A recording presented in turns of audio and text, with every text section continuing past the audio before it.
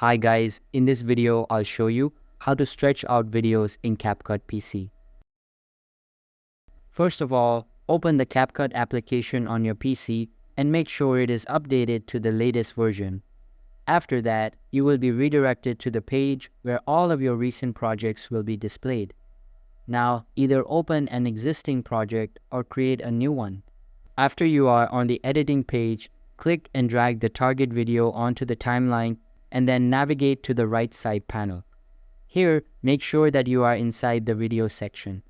Now, you can just look for the position and size feature and then disable the uniform scale feature.